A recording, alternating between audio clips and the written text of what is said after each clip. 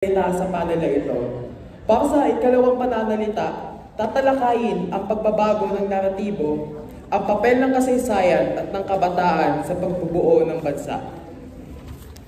Ang kasaysayan ayon kay Jesus Salazar ay nagmula sa salitang saysay at ang katotohanan ito ay nagpapakita ng kahalagahan hindi lamang ng kasaysayan bilang impormasyon ukol sa nakaraan, kundi kung ano ang naratibo na naidulot nito na may implikasyon sa ating pagkakakilanlan at ng ating pagkabansa.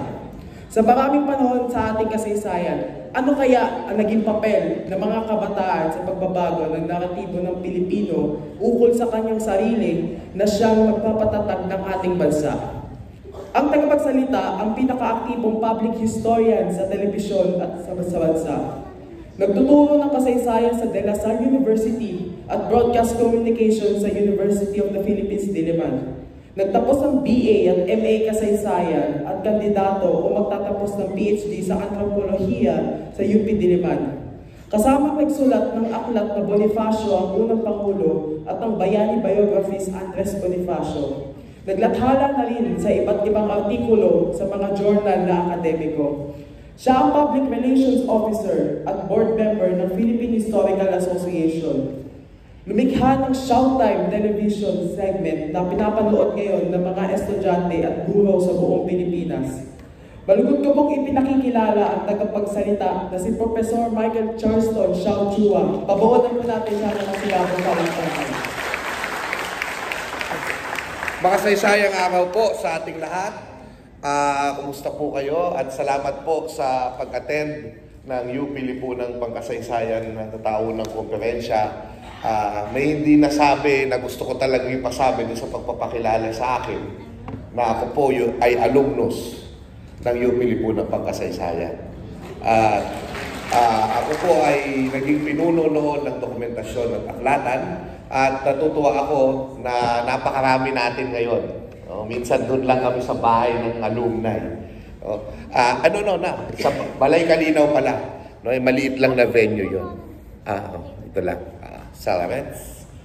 Okay, so 30 minutos lang, at inuurasan ko yung sarili ko, nakaharap sa akin yung relo, basically, ang aking paksa ay tungkol hindi lang sa kilusang kabataan, kasi yun ang aking paksa na binigay sa akin, kilusang kabataan. Pero gusto kong dagdagan ng anggulo, kasi marami nang nagtalakay ng kilusang kabataan. At marami sa mga sasabihin ko hindi naman bago.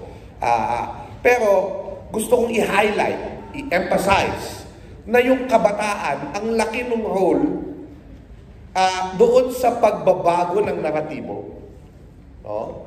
At dito natin makikita, hindi lang yung halaga ng kasaysayan sa pagbubuo ng bansa, kundi yung halaga ng kabataan na katulad ninyo, ng marami sa inyo. Pati na rin yung young at heart, isama nyo na yung sarili. Sama na natin yung sarili natin dyan. So sige, let's do it. So muli maraming salamat sa UP Lipunang Pangkasaysayan. Congratulations sa inyong konferensya. Please follow me on my social media accounts. At may website po tayo para sa mga teachers, bangkadisiao.wordpress.com.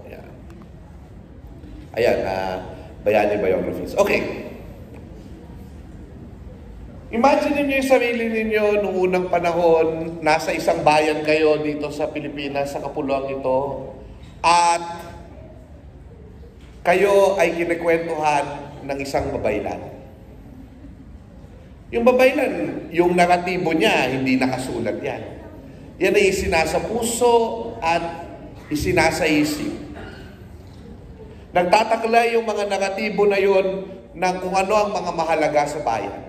Hindi na mahalaga kung yun ba ay totoong kwento o history tulad ng pinapakita sa Western sense. Ito ba ay totoong nangyari? Hindi yun ang importante nung panahon na yun. Ang importante ay magturo ng leksyon, magpakilala ng identidad, at yun yung ginagawa noon ng babaylan at maging ng binukod. At babae yun, segue tayo kay from Ma'am Janet. Babae yun. Yung binukod at yung babaylan. Yung saysay na kanyang inaawit, epiko, mito, ay nagpapakita, ay ano yan na, may halaga yan. Hindi lang yan basta-basta kwento. Ito ay nagpapaalala sa atin na kung ano ang mahalaga sa atin. Number 1. So, halimbawa, sa mito ng malakas at maganda, alam natin hindi nangyari yan. Kasi, paano mo mangyayari yan, di ba? Pero, hindi nila ma-explain through science noon ng kanilang pinagmulan. So, they have to explain it in another way. Pero kahit hindi siya totoo, nagpapakita siya ng mga totoong bagay na pinapahalagahan. Tulad ng pagkakapantay-pantay ng babae at lalaki. Dahil sabay lumabas ang babae at lalaki mula sa kawayan. Tama po ba? Diba? So alam nyo na yan. Sa mga kwento ng mga Ilocano kay Lamang, nakikilala nila kung ano yung isang katangian ng isang bayani sa kanilang bayan. Bilang tagapagtanggol ng bayan at tagapagbigay ng ginhawa sa bayan. Okay. So, may dalawang, pero aside from that, kailangan natin maintindihan na kapag nagsalita yung babaylan, nagiging isang bayan yung bayan.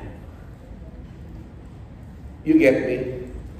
Yung role ng kasaysayan doon, ng saysayan ito, ay buuin ng bayan at ma-feel nila, iisa ang kanilang pinagmulan, iisa ang kanilang patutunguhan.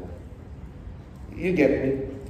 Pag nakita nyo ito, i-expand nyo yun sa kung ano ba ang role ng guro, ng kasaysayan at ng mismong kasaysayan na dapat, kahit iba-iba tayo, pinagkakaisa tayo. Pag walang saysay, walang kasaysayan. Pag walang naratibo, magkakanya-kanya tayo. Yan yung hindi na-achieve ng Palestina at Israel, kaya sila nag-aaway. Walang recognition ng mga naratibo. At hindi nila yon na pagkaisa sa kanilang common interest. Pagka wala kayong saysay na pinagsasaluhan, babagsak ang pagkabansa. So bilang bayan, yun ang nangyari sa atin. So yan, may pagkakakilanlan, may sinasabi ko po sa iyo sa bayan mo, at yun din yung nagkakaisa sa atin. Yan yung saysay. Now, yung saysay, hindi lang yan sa salita. Nakikita rin yung saysay sa ating kultura. Visual ang Pilipino. Gusto niya yung saysay niya, nakikita niya. So minsan, makikita rin natin yan sa ating mga tattoo, sa ating mga hobby, yung kasaysayan ngayon. So yung mga bagani nung unang panahon, di ba? Yung mga bagani, anong ginagawa sa kanila pag sila'y nanalo sa labanan? Tatatuan sila. Ng mga mambabatok. At yung batok, o fatek, o batek, nung unang panahon, yan yung nagsasabi na, ang bayan ko ay bayan ng magiting. Pag maraming batek ang isang bayani, isa siyang skilled warrior. Kaya batikan ang tawag sa isang tao magaling. Okay.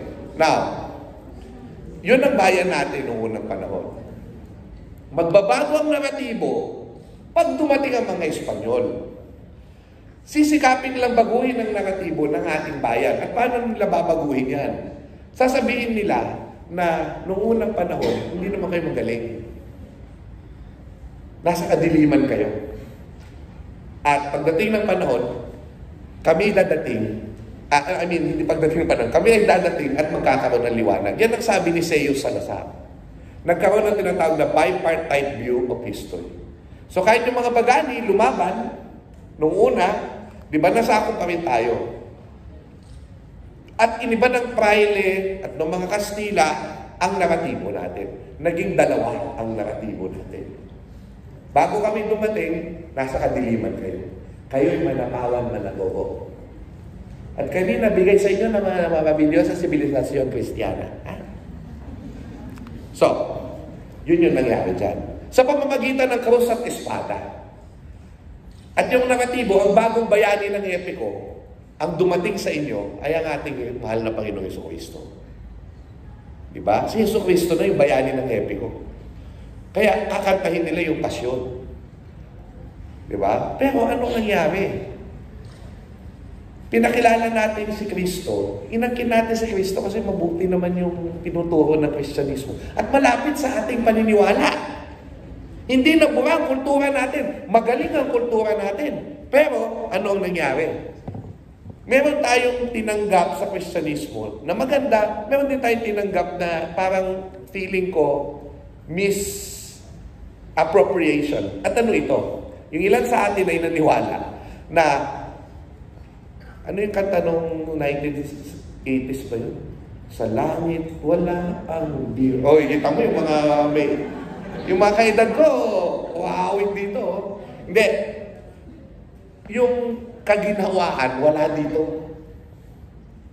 Pag natingi bumbum ka doon, nagiginawa. Oh. So, okay lang maghirap ka. Okay lang na may polo servicios. Okay lang na may tributo, may bandala. Kasi pagdating ng panahon, pumunta ka naman sa langit. Oh. So, yun yung mga narratibong binibigay nila. So, ano ang nangyari eventually? Oh. After many years, at marami ng pag-aalisan na nangyari, no? Pero ito yung makikita nyo. May pagbabagong sa ekonomiya na mangyayari. Alam nyo na to kasi mga social studies naman kayo. Nung mawala ang ganyan trade. Oh, ito yung study ni Dr. Benito Legarda. Nung pumasok ang foreign trade at nagkaroon ng pagkakataon ang mga Pilipino, Indio na maging negosyante, yung isang henerasyon nakapag-aral. At ito yung sinabi ni Jose Rizal. Merong demonios de comparaciones. Ano yung demonyo na yon? Yung demonyo na yon, nalalaman mo lang na pangit pala ang bansa mo pag pumunta ka sa ibang bansa. Dahil napagkukumpara mo na. Pag hindi ka naman umalis, hindi mo naman alam na pangit eh. So yung kakaroon ng pagkaalipin, tinatanggap lang nila kasi akala nila gano'n na talaga yung buhay. No?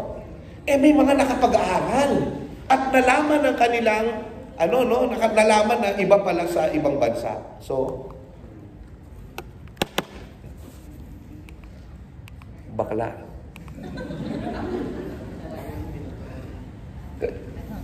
Naghanggang. Naghang ba dyan? Ha? So, ito na lang, kwento ko na lang habang wala pa. Chichismis.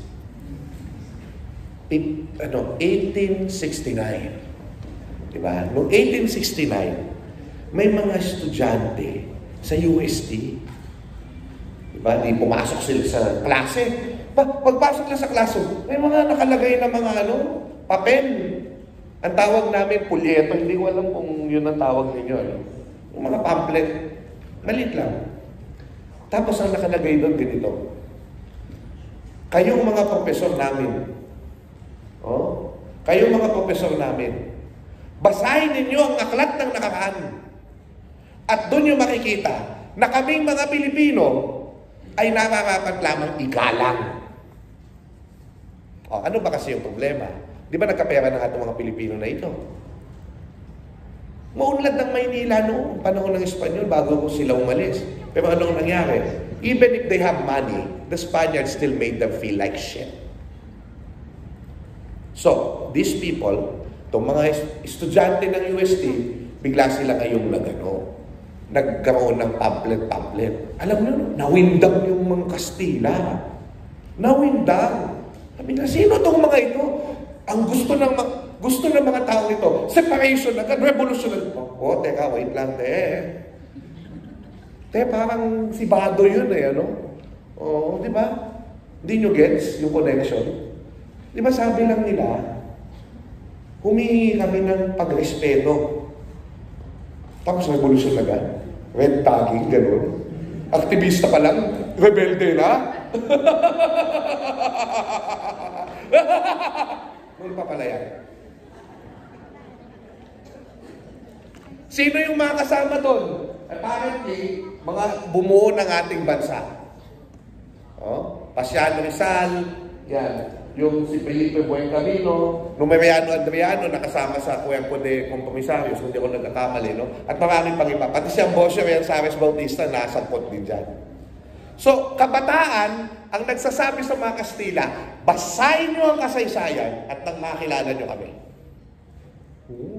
Daring. Eventually, alam natin, pag dyan sa gulong yan, 1869, sasabihin lang, siguro si Burgos na yung ano ng mga to. Kasi ang idol nila, yung isang komite, yung Komite de Reformadores.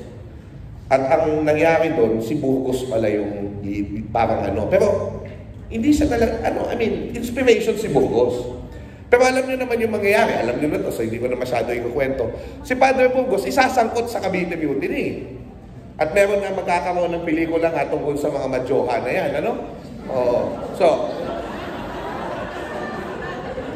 si Padre Burgos, nagsabi siya doon sa mga kababayan niya na bumisita sa kanya bago siya ng Tegi Bumbong. Yun yung sabi sa isang libro. Now, we are still verifying kung totoo ito, pero there's this book that claims that he had his last words to these visitors.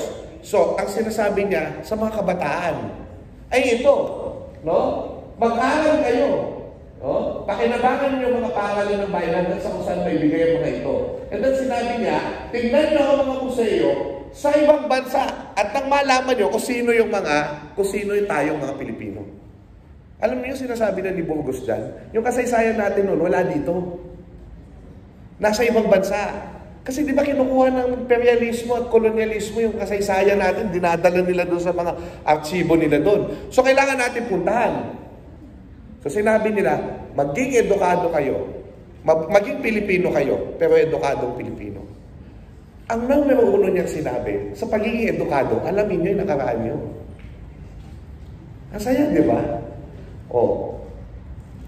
Kaya maswerte tayo kasi, kaya nakikita ko yung, sabi nga ni Ian Alfonso, yung estatwa ni Solomon sa print dun sa Gombursa, sa harapan ng Museo Nacional. Pag pumunta ka doon, ayun ng National Museum. Hindi mo kailangan pumunta ng ibang bansa. Ang sabi ni Burgos, pumunta ka ng ibang bansa. Yung dream ni Burgos, andyan na. Magkaroon ng museo na dyan, pag pumasok ka dyan, makilala mo yung sarili mo. Saya, di ba? Now, pipindot. Pindot. Yan. So, may mga pumuntang kabataan sa Europa, kilala nyo na sila, yung mga ilustrado. Yan.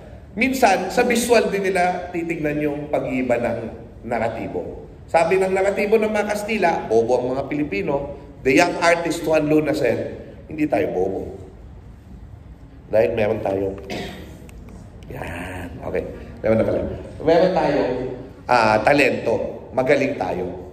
No? At hindi lang siya nanalo dyan sa Exposition de Bellas Artes de Madrid. Nanalo siya sa Paris Exposition. Yun yung may medalya yun eh, yung ano yun? Himen o Himine. Yung nasa Ayala Museum. It's a great achievement of the Filipino. Si Rizal, di ba, nagsulat din siya ng 2 libro na nagbabago ng naratibo natin. Una, nagsulat siya ng 2 nobela na pinagkaisa tayo bilang bayan. Sinabi niya sa naratibo na yon, isa lang ang problema natin. Yung Sisa, yung Basilio, yung Crispin, lahat yan nasa buong Pilipinas. Ang San Diego, walang lugar walang bayan sa Pilipinas sa San Diego ang pangalan. Pero yung buong Pilipinas yun. It's nowhere but it's everywhere. Lahat may Sisa, lahat may Maria Clara, lahat may mga biktima. So, pinag-isa niya tayo ng puso at diwa. Kasama ng iba pang mga propagandista, hindi lang naman siya. Pagkabataan yan, in their 20s. Pero hindi masyadong natatalakay. Iniba niyo ni Rizal yung naratibo ng kasaysayan sa pamamagitan ng pag-annotate niya ng sucesos de las Islas Pilipinas sa punto de vista ng Pilipino, bagamat nagsasalita sa wikang Espanyol. Diba? At sinabi nila, may kultura tayo nun. Iniba nila yung naratibo kasi yung mga kabataan na ito, idol nila si Lapu-Lapu. Kung tutusin si Lapu-Lapu, sabi nga ni Seo Salazar, hindi naman siya totally importante yung pagdating ni Magellan kasi hindi naman tayo nasakop nun eh. Dumating sila dito, napalayas natin sila, tapos ang kwento. Pero sa kauhugot, napanalo tayo. Sa naratibo natin, hindi tayo biktima ng Espanya, kundi panalo tayo. So yung mga bayani natin, early on, Juan Luna painted the battle scene of Mactan. Yung question pa niya, ano ba itatitle ko dito, girl? Pagkamatay ni Magellan o pagkapanalo nila Lapu-Lapu? So, question of perspective na yung tinitignan nila. No? So, si Mariano Ponce, gumawa siya ng nickname niya sa Solidaridad, Kalipu-Lapu, which is the old assumed name of Lapu-Lapu. Emilio Jacinto, batang Katipunero, ano sinabi niya?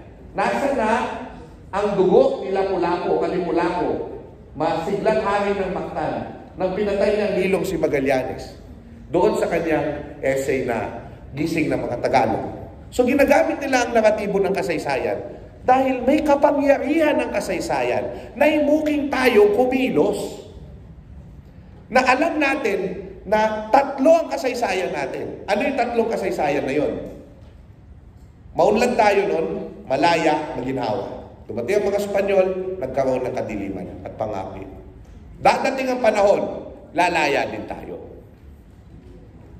Tripartite view of Philippine history, sabi ni Sego Salazar. In-invoke din si Lapu-Lapu sa Declaration of Philippine Independence.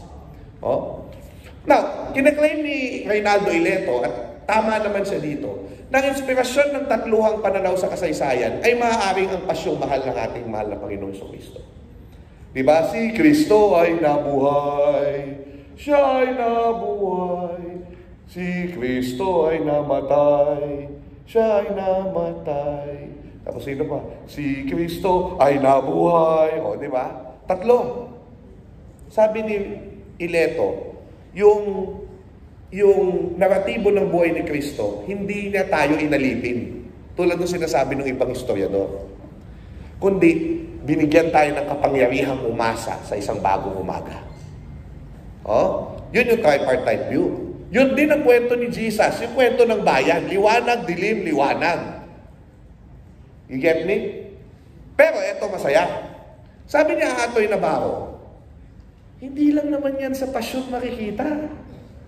Makikita rin yan sa mga epiko. Sa buhay ng bayani, kay Lamang, di ba?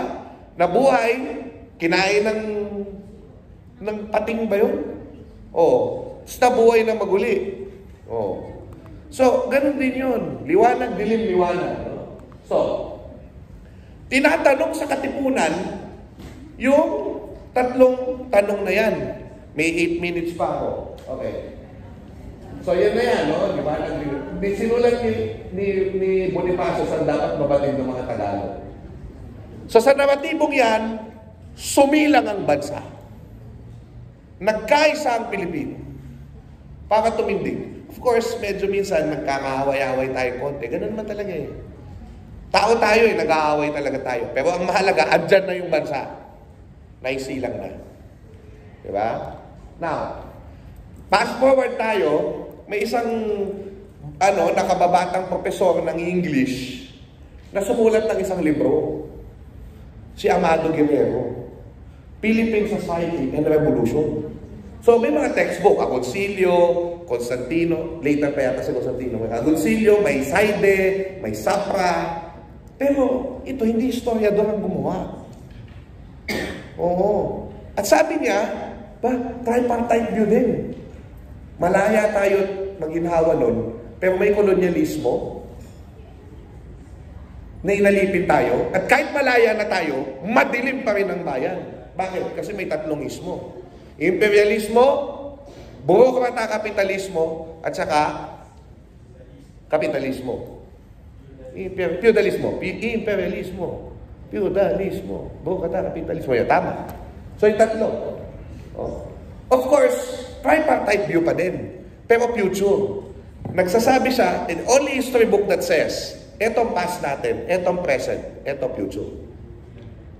At ang sumulat niyan, Amado Guerrero is none other than Jose Maria Sison, the founder of the Communist Party of the Philippines. That text influenced many young people and made a movement during the time of the First Quarter Storm. At nag-spark ng tunggalian between those who believe in Sison, who are the radicals, and those who said, no, maybe we don't need revolution yet, but we need reform. And those are the moderates. So eventually, yung moderate radical na yun, yung radical, magiging not them, National Democrats, yung mga moderates, they will become the Social Democrats. Oh. So, alam natin na that would spark events na mga kabataan ang nanguna, no? And eventually, gagamitin yan na excuse, yan ito yung Diliman Commune, no? Gagamitin yan na excuse ni Marcos para i-declare yung martial law. Oh, my countrymen. Oh. So, kinulong niya yung mga kabataan. Kasi yung mga kabataan ang nagbabago ng naratibo. Siya rin, gusto niyang baguhin ng naratibo. New society nga, di ba? Pero gusto ko ako lang magbabago ng naratibo. Hindi kayo kasama. Oh? At maganda yung mga plano ni Marcos tungkol sa pagsusulat ng kasaysayan, kultura, pero hindi inklusibo. Di ba? So kinulong niya yung mga ayaw niya. No? At of course, alam natin yung nangyari sa kanila. Maraming kabataan ang nagdanas. Pero sa kulungan, patuloy silang nagbago ng naratibo. Oh? Isang preso sa Bikutan ang gumawa ng kanta mula sa Tula ni Bonifacio. Oh? At nandun ang tripartite view. Alam niyo yun? Yung ang nakaraan panahon ng aliw, ang inaasahan araw na darating, ng pagkatimawa ng mga alipin, liban pa sa bayan, santa tanghalin. Pag-ibig sa tinubuang bayan ni Andres Bonifacio. Oh? Noong panahon na yon, nagkaroon ng likas. UP Lipunan Pangkasaysayan. Diba? At sila yung lumaban. Not the moderates, radicals. Lahat sila, mayroon silang papel doon sa magiging eventually, at lalo na yung kabataan, huwag kakalimutan, doon sa pagkakaroon ng eventually people power. No, sabi nung isang bureaucrat sa UP, ay, huwag kayong lalabas, huwag kayong mag-rally dun sa, dahil sa stop elections, di ba? May boycott eh. Sabi ng mga professor ng UP, mga ilan dyan nakababata, sabi nila, hindi, lalabas kami. Lalabas kami. Oh? Nandyan ang mga pangalan nila. Oh? Lalabas kami at pupunta kami sa kalsada. At nandun ang eskwelahan. Of course, yan ang magdudulot, no? Iibahin ang naratibo mula sa diktadura hanggang people power.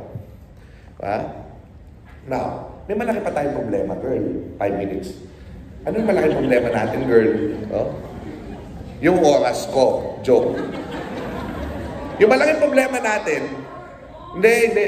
We have to follow. Yung pagtingin natin sa kasaysayan natin, kolonyal pa din.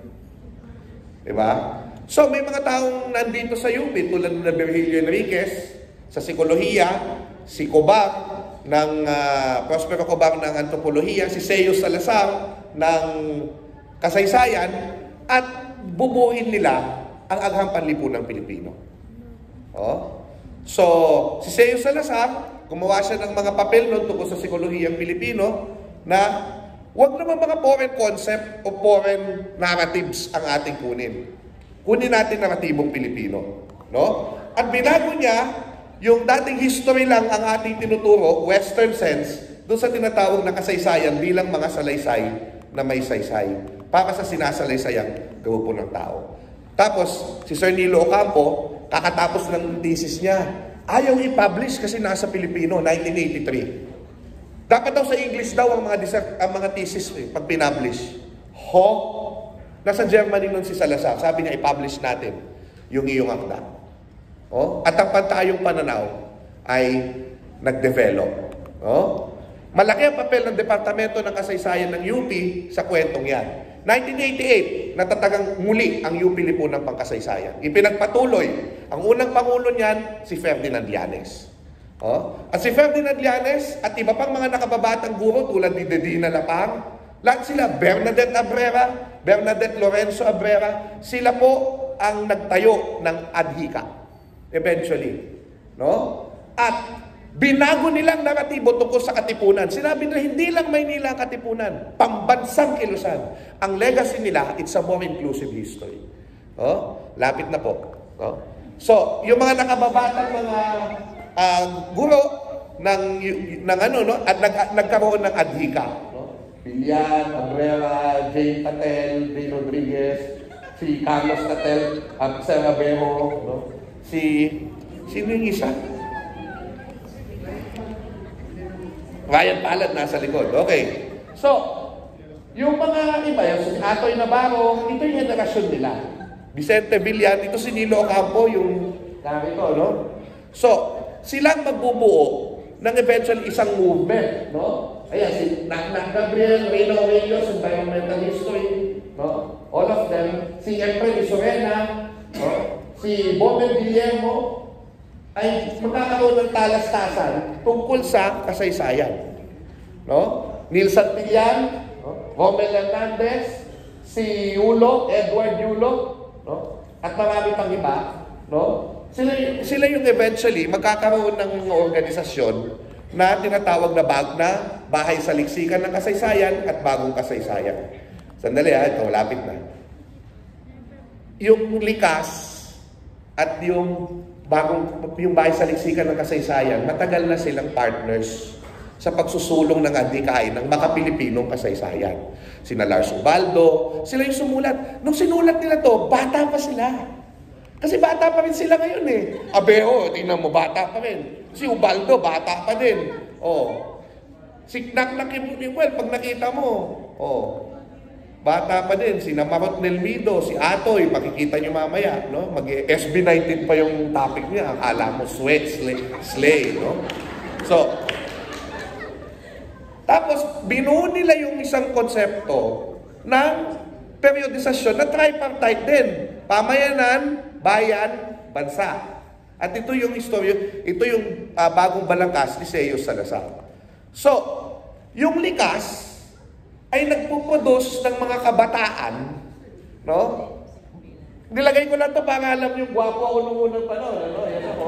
Dilawan na ako noon pa, no? Kita nyo, o si Atoy Navarro. Doon sa luma naming tambayan, panahon ni na Ma'am Janet, pangulo yata si Janet nung tinanggap ako eh. Nakakahiya yung interview ko, yung worst interview I gave, ano? Pero eto na nga, si Tara Reyes, si Esquero, no? Si Ros Costello, sila na ngayon yung nangunguna, no? Elumbre, no? Si Ubaldo, Esquero, nandun, Tara. Hinahanap ko lang, parang wala pa sa picture si Sir Kerry. No? High school pa lang ikaw. Oh. At ang masaya ngayon, sino mag-aakala? Kasi syempre, ito na, mag-wrap up na ako. Hindi perfecto yung naging journey na yan. May hidwaan, may sipaan, no? Pero ganun talaga eh. May mga personal, pero isang adhikain. Baka Pilipinong kasaysayan sinusulong. Iba-iba man ang sinasabi namin, isa pa pag tinignan mo. Makapilipinong kasaysayan. Dahil ang makapilipinong kasaysayan, ngayon, ang pantayong pananaw, psikolohiyang Pilipino, Pilipinolohiya, tinuturo na sa senior high school, sa disciplines in the social sciences. Ito na. So, yung mga kilusang kabataan dito sa Universidad ng Pilipinas, halimbawa, yan ay informed, no? Nung ni Amado Guerrero. Hanggang ngayon, malaki ang impluwensya ni Amado Guerrero dun sa mga youth movement na nasa kaliwa. No? At nasa kaliwa din naman, although yung, yan yung kami noon, yan, yung kaliwa, o yung mga youth movement na nasa kaliwa na medyo sentro. Yung mga social democrat. So dito, halimbawa, ang Buklod CSSP at ang Alyansa, buhay pa ba tayo? Buhay pa naman, no? Huminga pa naman, no? Ay, ano yan, informed yan ng psikolohiyang Pilipino. Malaki ang papel ni Atoy Navarro sa formasyon ng partidong yan. So, ibig sabihin, yung youth movement, no? Yung youth movement, ganito lang kasimple. Sabi ni Jose Rizal, with the new men that will spring from her bosom and the remembrance of the past, yung bagong kabataan, titingin sa nakaraan. We will become free once more like the bird that leaves its cage, like the flower that blooms to the open air. We will recover our good old qualities which we are losing little by little. and again become lovers of peace, gay, lively, smiling, hospitable, and fearless. Giginhawa lang tayo pag binalikan natin ang nakaraan. Kaya, dito natin makikita na kung nais natin mabago ang lipunan, kailangan nating baguhin ang naratibo. So palagay ko, nasa naratibo tayo ng medyo kadiliman. Baguhin natin. Maraming salamat at mabuhay tayo natin.